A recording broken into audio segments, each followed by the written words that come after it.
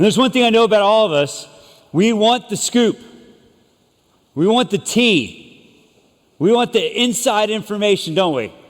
And so what's fascinating with media is that there's this whole cottage industry of television and YouTube channels and information just trying to give us the inside scoop to events and popular figures. So one of my favorite documentaries I've ever watched, which I don't watch a ton of them, but one of my favorite ones is one called Free Solo. It's on National Geographic Channel.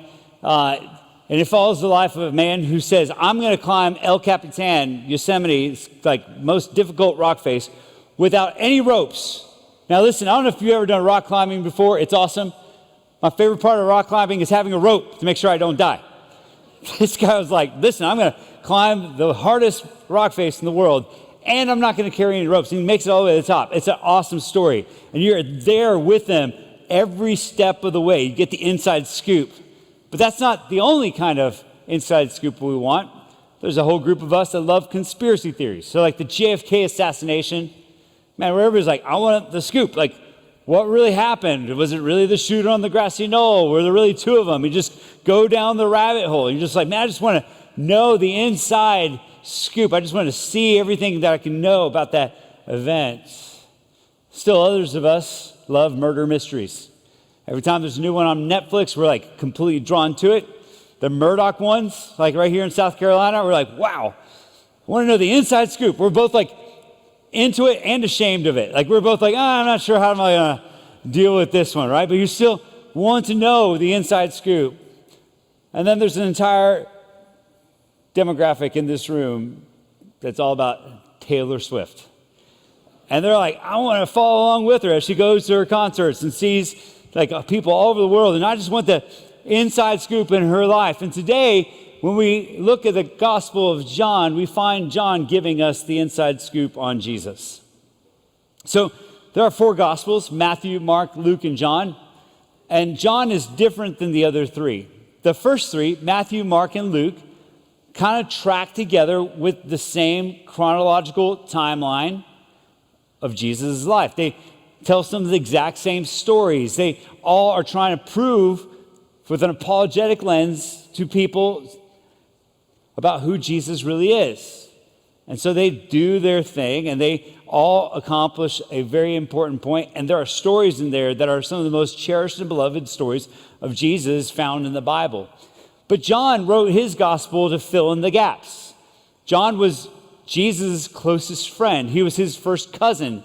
And John writes 30 to 50 years later, after the first 3 are written, he writes his gospel because he wants people to understand who Jesus is, not just from a informational side of things, but from a heart level.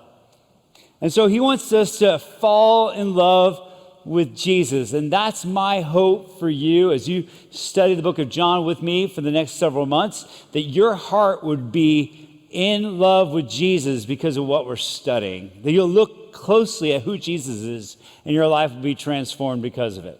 Now, I have a challenge for you if you want to do this. This is just extra credit. No one's going to grade you on this. But if you want, you can do the John challenge is what I'm going to call it, which is basically read the book of John in one setting.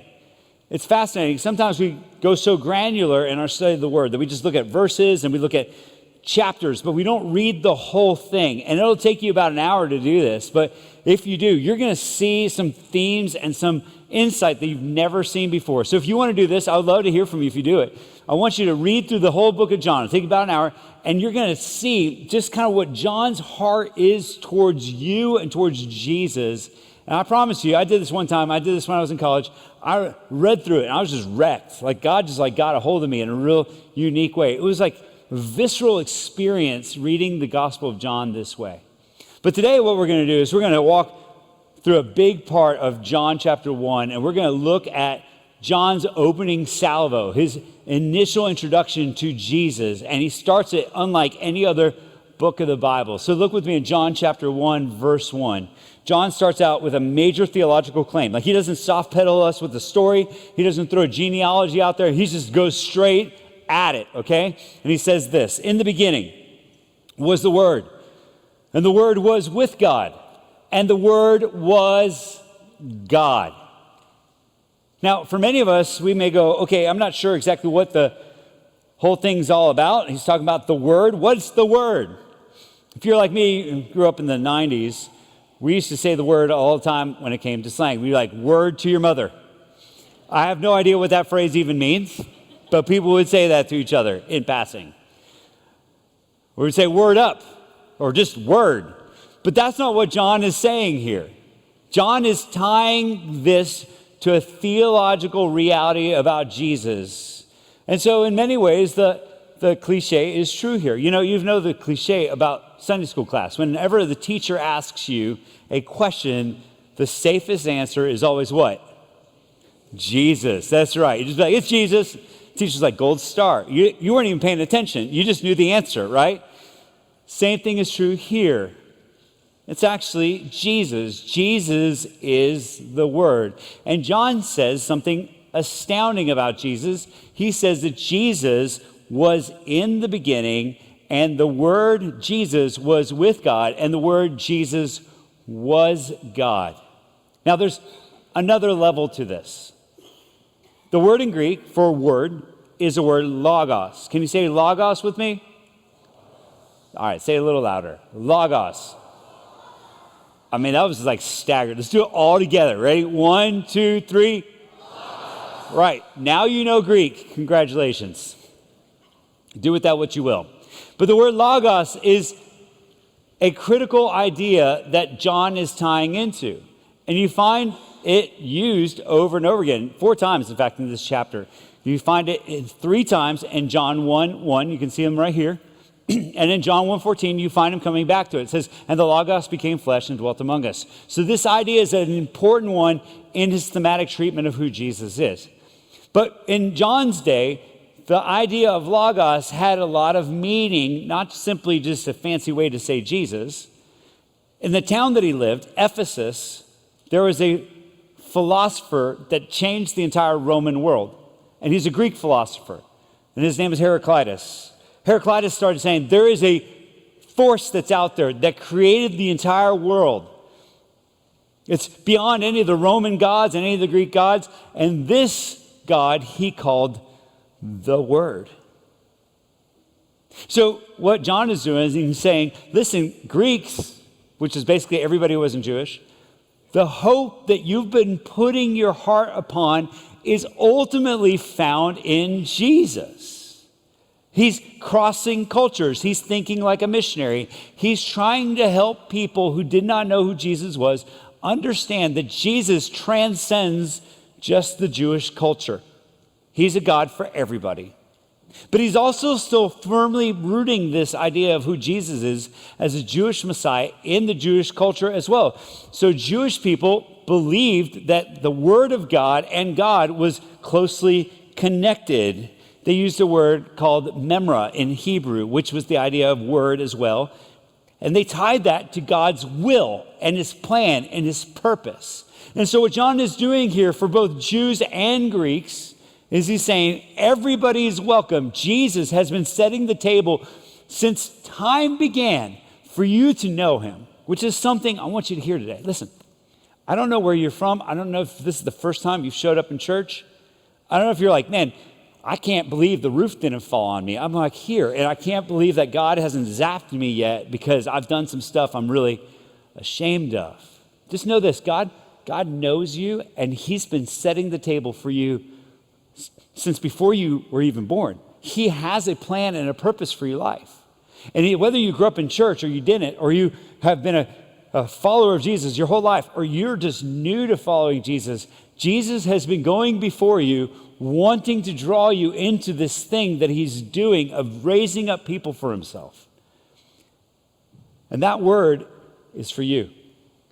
Now, the word, John tells us, has 3 main ideas for us that he really wants us to understand about Jesus. And so he kind of double clicks on this idea of the word, and we're going to look at that today. There's 3 key ideas in John chapter 1 that we need to understand about Jesus and about the word.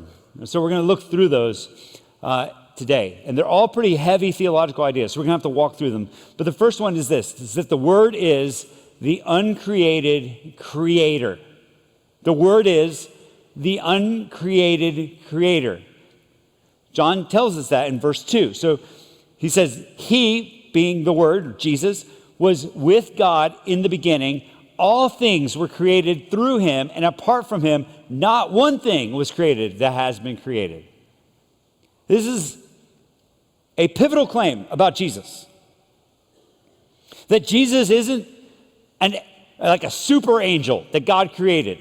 He's not the first created being. John is saying Jesus is God, and Jesus made everything. Nothing was made without Jesus. For many people, if you're Jewish, you believe that there was only one God. It's God the Father. There were no other gods. To go outside of that was out of line with the teaching of Scripture. And yet, Jesus comes along and says, nope, I'm also God. And actually, there's three of us, Father, Son, and Spirit. And what John here is doing is he's pointing to the very first book of the Bible, and he's saying, go take a closer look, because you're going to find that God has revealed that Jesus is a part of this from the very beginning. You know, in Genesis, when we hear that God spoke the world into existence, he said a word, and it came into being, that Jesus was there all along. It was right in front of people's faces all along. Because every time God speaks of himself in Genesis chapter 1, he uses the plural version of God. The version of God that is used in Hebrew, the word Elohim, means more than one. And yet you find God at the same time having one spirit and revealing himself as truly one. So you find Trinitarian theology even in Genesis chapter 1, and no clearer than when God makes man in Genesis 1, verse 26, where God says, then God said, let us make man in our image according to our likeness. Do you see the plural use of God's personhood there? He's not using the royal we, where God's like, we, like the Queen of England does, right? That's actually far later in time. But in Genesis chapter 1, God says, let us do this. Why? Because God the Father, God the Son, and God the Spirit were all present and involved in creating everything that you see. Now, the ramification to God creating everything is simply this. We are God's intellectual property. God created you. He created you in his image. He stamped you in his likeness. So you look like God in your personality and even, I believe, in your form. According to Ezekiel chapter 1, you find that the form of God, we look like him. However, because God created us and because he actually gave us life and built us and designed us, we are his intellectual property, which means he has a right to tell us how to live our life. A lot of people tell me, like, man, I don't know if God should have a right to tell me what to do. I should be able to do what I want. And God in his goodness and mercy does let you do a lot of what you want, but he has a purpose and a plan for you, and he's created you for a purpose, which is to know him and to glorify him with your life. And anytime you settle for anything less, you're breaking God's design for your life, which we call sin. And because God has intellectual rights to you, it means that you belong to him, that you really are his in a way that's fundamentally unlike anything else. Just like when you write a song, it's from your mind. It is yours, unlike anything else. If you write a book, it's your intellectual property. Or you invent something, it's your intellectual property. According to our laws today, if you invent something like that, then you own it. You have the rights to it. God has a right to speak into your life. And often we don't want to let him do that. And that's where the brokenness of the world is. Every time we go, God, I don't really want to follow you. I don't want to do it your way. The Bible tells us that we begin to experience deep personal brokenness and a fracturing of our relationship with God. So the idea that Jesus is the uncreated creator is an important one for us to understand theologically. Now, the second thing we find about the Word, about Jesus, is that the Word is the light of the world. The light of the world. Verse 4 says, in him was life, and that life is the light of men. That light shines in the darkness, and yet the darkness did not overcome it. There was a man sent from God whose name was John. He came as a witness to testify about the light so that all might believe in him. He was not the light, but he came to testify about the light. The true light that gives light to everyone was coming into the world. Jesus is the light of the world. That's what the Bible tells us. And John is introducing two huge themes that go throughout the rest of the book of John. You can probably see these, now that you're aware of it, throughout almost every passage in John, that Jesus is life and he is light. John uses this idea of light 21 times in the book of John. Somebody went out and counted them. He also uses the idea of life, the word Zoe in Greek, 35 times, and an additional time, 15 times, he uses this idea of having life. So this is a major theme throughout this entire book. And what John is getting at is that Jesus Christ brings both light and life. He's the one who created life, gave you your life, put the breath in your lungs. And he's also the one who illuminates the world and helps us understand how to see things clearly. So he gives us an understanding of how to live and how to see. And this is important because as you walk through this book, you're going to see how Jesus sees the world. You're going to see his wisdom start to pour into your life. You're going to start having a new understanding of how to live the Christian life because Jesus is that life and he does tell you how to live it. And there's something about light that gives us clarity. I've realized something recently. I love high beams. I do. I love like when you're driving, you know what I'm talking about? High beams, your light, when you like flip them on high, that little blue light shows up. I love that. And maybe it's just because I'm getting old and I can't see as good, but there's something just like majestic about driving. And all of a sudden you're just like, I'm going to illuminate the whole thing.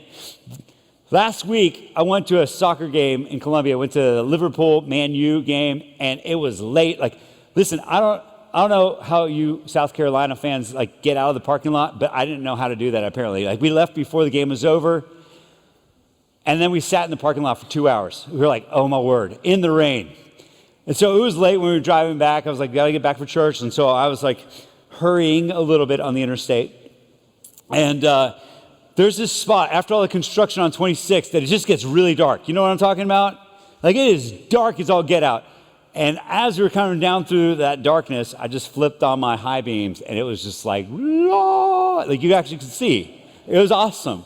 Like you could see like obstacles and potholes and even deer. There was a couple times I was like, stay there. Don't come at me, right? You kind of get worried about the deer, like they're like a little unpredictable. But you can actually see the danger and you can see where you're going when the high beams come on.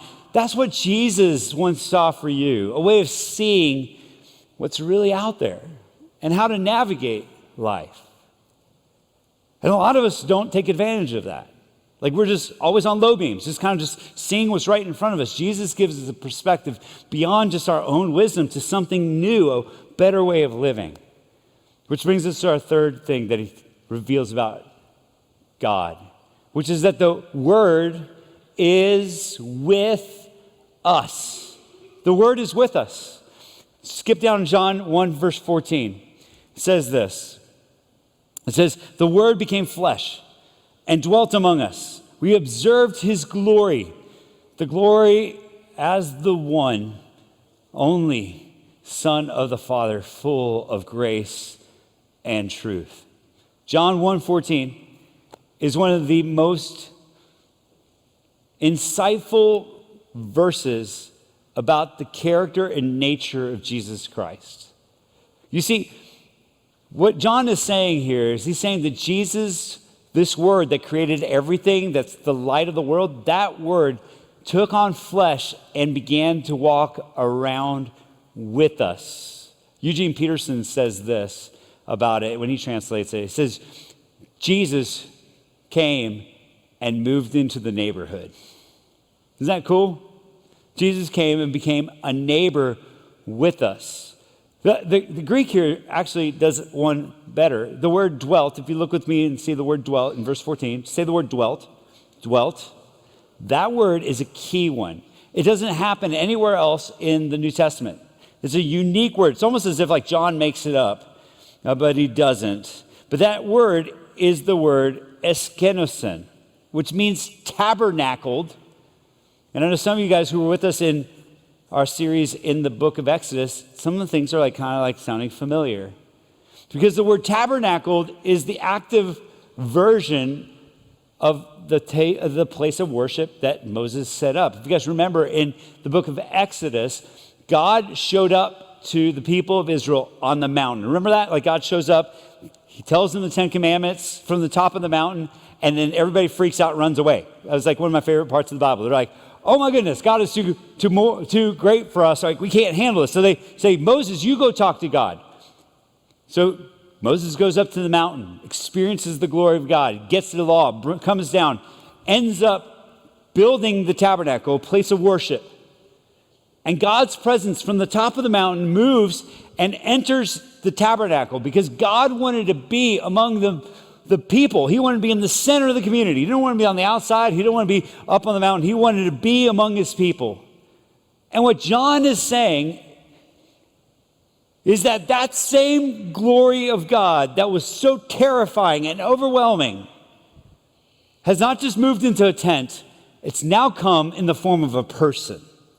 Jesus Christ has that same glory inside of him because that's who was originally on the mountain. It's Jesus. And he's here walking with people and he's telling us what God is ultimately all about. Jesus is God in the flesh. He's God in skin.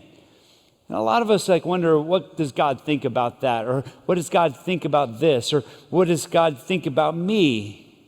Jesus shows us what God is like. If you look with me in verse 16, it says, indeed, we have all received grace upon grace from his fullness. For the law was given through Moses. Grace and truth came through Jesus Christ. No one has ever seen God, the one and only Son, who is himself God and is at the Father's side. He has revealed him. What John is saying there is he's saying that Jesus is better than the law. Because the law is trying to teach you about God, but Jesus shows you what God is like. And there's a particular phrase there that I just want to highlight, which is that John says that Jesus is by God's side. Now, a lot of times we miss this, but in Hebrew, what that means is not that Jesus is just next to God, like kind of like riding shotgun with God throughout eternity. That's not what it means. What it means is that Jesus is so close to God that he's literally within God's chest. It's the closest term for the way that two people can actually love one another. It's the same term you'd use for a child that you love deeply, or your spouse. You're like in one another's chest, like you have the same heartbeat. That's how close Jesus is with his Father. And the good news is that Jesus wants you to understand that he has that same heart for you. Because the whole purpose of John is to point you to the gospel, that God has a plan for your life and he wants you to know him. And you find his explanation of the gospel, John's explanation of the gospel, actually here in John 1 verse 10. Like I skipped over it because I wanted to come back to it right here. Because you find John telling us something really important about God. And I don't want you to miss it. In John 1:10, he gives his elevator speech. Now, do you know what an elevator speech is? Your elevator pitch? It's basically like the shortest, clearest distillation of whatever you're trying to sell or whatever vision you're sharing or whatever kind of like idea you want people to get. And John has it here in John 1 verse 10. I don't know if he has been practicing this for 50 years or this is what he shared when he went to Ephesus for the first time or when they preached in the temple, but this is it. This is like all of the book of John just like distilled in just a couple verses. And John 1:10 says this about Jesus. It says, he was in the world and the world was created through him, and yet the world did not recognize him. He came to his own, and his people did not receive him.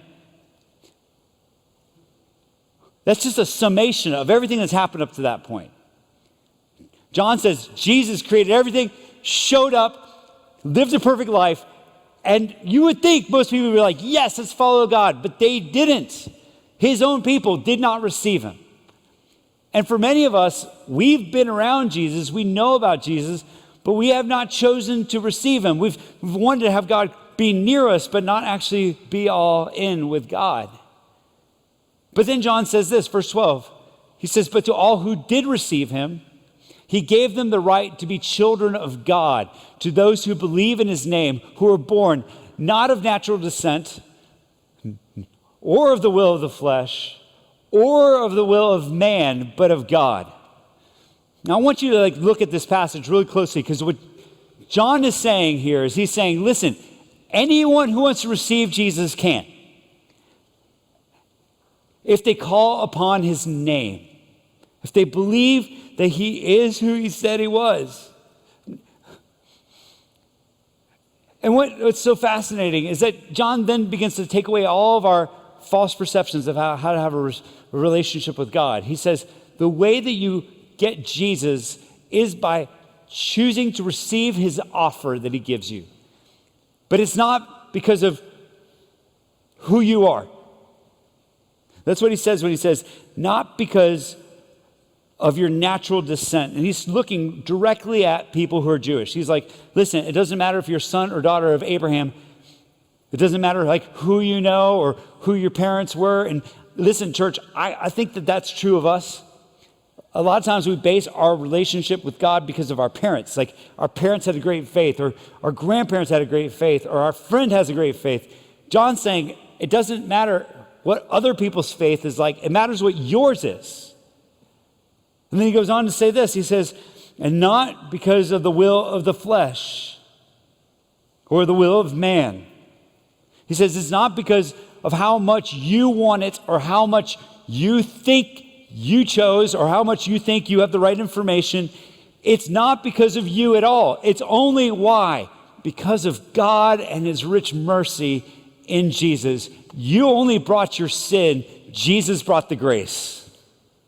You didn't work hard enough. You didn't study your Bible hard enough to all of a sudden figure it out. God gave you Jesus, and he's offering it to you.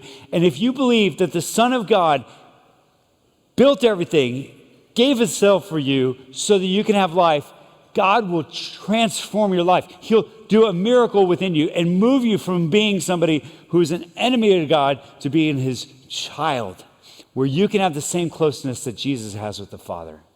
You can literally have the same heartbeat. And the only one who can do that is Jesus. That's why the word is always and only Jesus. That's what he is.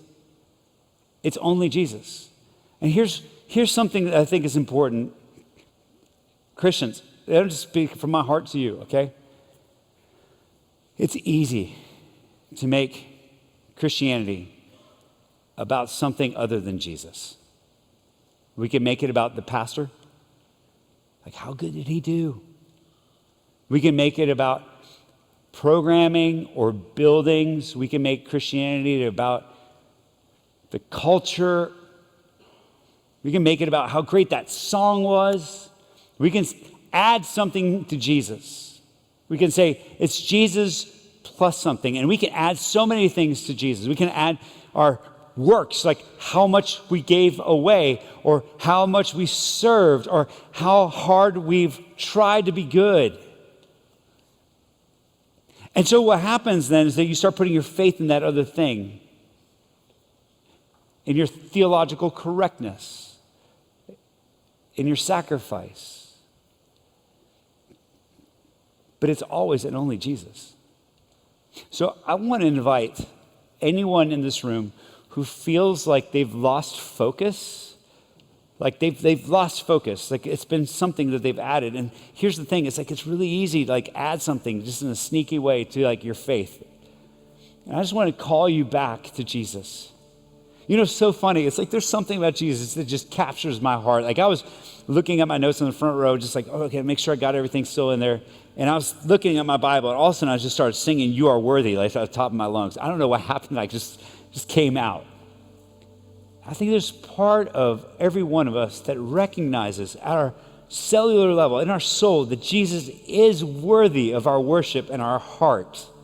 He's worth it. So I want to call you back to it. Jesus is enough. He's enough for you. He's enough for your pain. He's enough for your fear. He's enough for you. So put your hope on the person of Jesus. Church may have broken your heart. You may have been let down by a Sunday school teacher, a pastor, by a parent or a friend, but Jesus won't. So perhaps if you have excuses or you have like kind of your guard up, would you just let that go and just look at Jesus again? Because people will disappoint. We all will. But Jesus doesn't. And if you've never trusted him, look past church. Look past pastors and preachers and pain. Look at Jesus. Because he can carry that hope. So I just want us just to take a moment just to look at Jesus and say, you're it. Maybe it's your first time. You don't know how to do that. You just say, Jesus, I want you. Like, I trust you. You came here. It's not because of my parents, not because of my trying. I just want you to be the most important person in my life. That's what it means to be a follower of Christ. A person, not a plan. Let me pray. Jesus, every heart here wants the real thing. So God, I pray that you would just come and reside. You would tabernacle with us. That you be in this place with us. That you would give us a new sense of how wonderful you really are. That we'd fix our minds only on you. No one else will do. Nothing else will satisfy our heart. Nothing else is enough. You're it. That our heart would be yours. Because you're worthy of it. No one else is.